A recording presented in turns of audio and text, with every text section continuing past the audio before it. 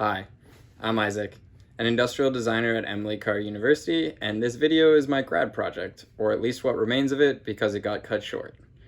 Not only for our current state of quarantine, but some other reasons that we'll get into during the video. Before getting into the project, it's important to give some context. Prior to being a designer, I've worked in the construction industry for a number of years, and during my time in that industry, I've seen a lot of things thrown out.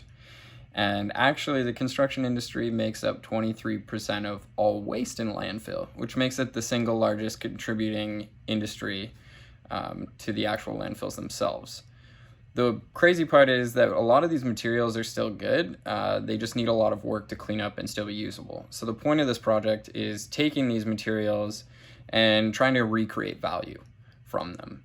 But unfortunately, things changed along the way, and essentially this video is going to be a tutorial or essentially just informational to essentially inspire others to do more or less what I have done or come up with their own ideas of how to change sort of waste in general or how we see waste. So this video specifically is going to be taking you through the steps of what to do with reclaimed lumber, how to process it and make it into a usable material which then can be turned into furniture. The second half of the video is going to be my personal sort of exploration with it and what I plan to do with it until an unfortunate accident.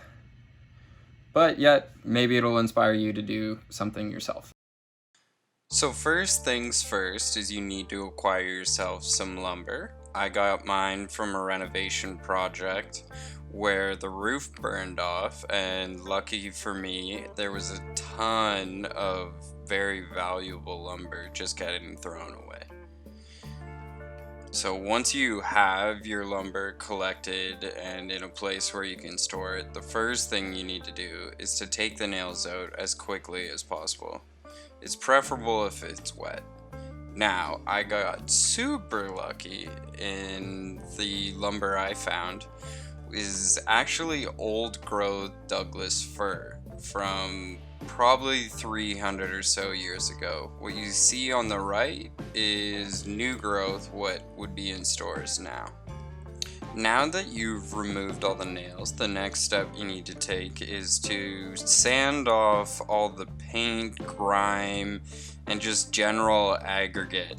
These things are really bad for power tools, especially saw blades, and are going to dull them rapidly. So this is the best sort of preemptive step you can take.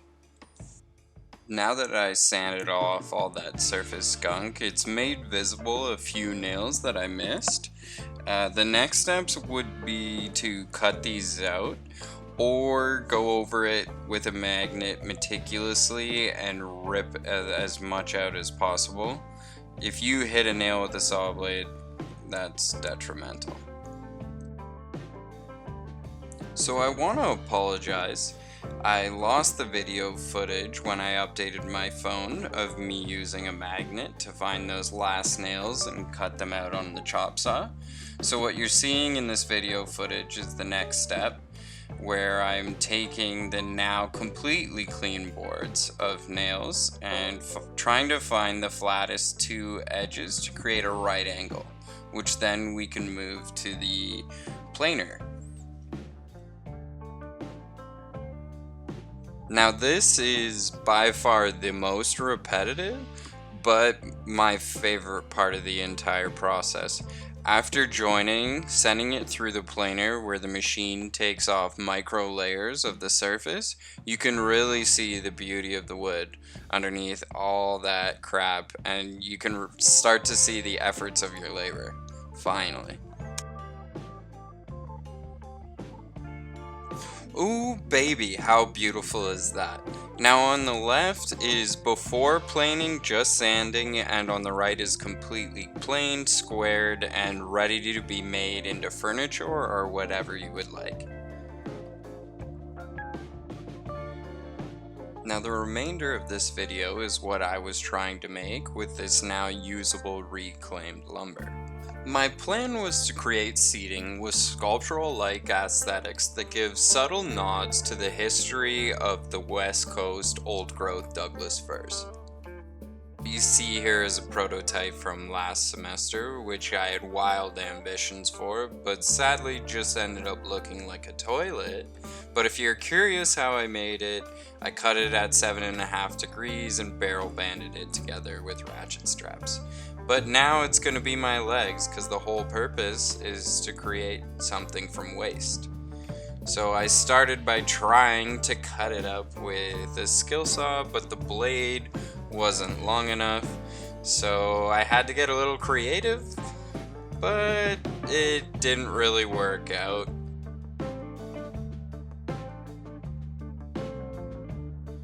This is where a little luck played in, and I accidentally dropped it because it's really heavy, and it actually broke right on the seam lines that I previously cut, so I just continued to drop it again. Here all I'm doing is cutting the legs to a standard height because they're all different lengths. They were offcuts of framing 2x4s.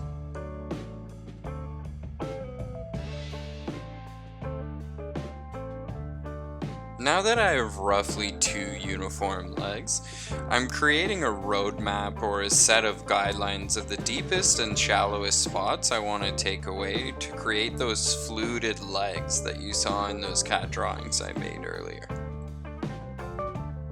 After that, I used a drill to create a depth gauge at a specific depth, so I know exactly the deepest point on each piece.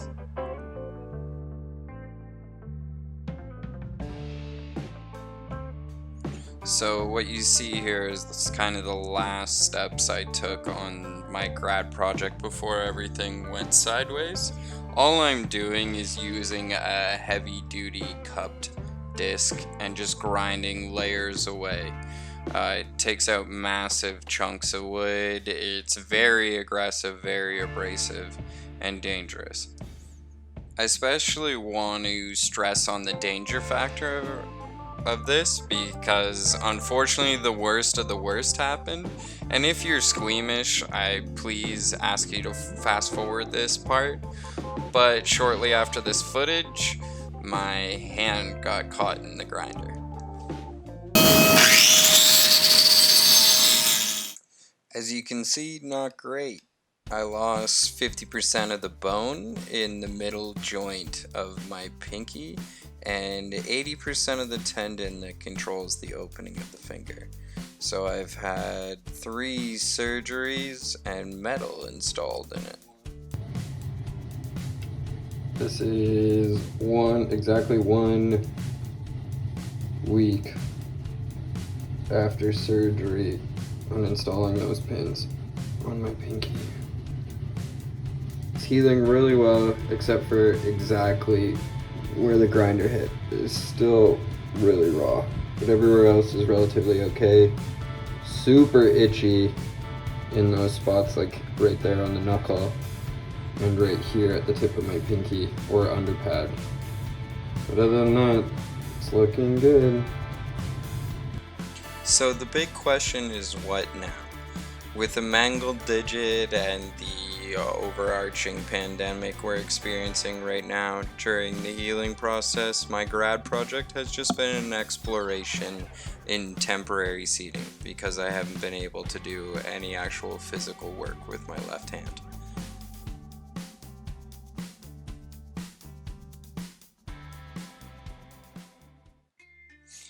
As I dust myself off here, I'd like to take the time to reiterate the purpose of this project. I wanted to shed light on an area where waste can be remanaged in a more sustainable light, to create value from what we've previously deemed valueless.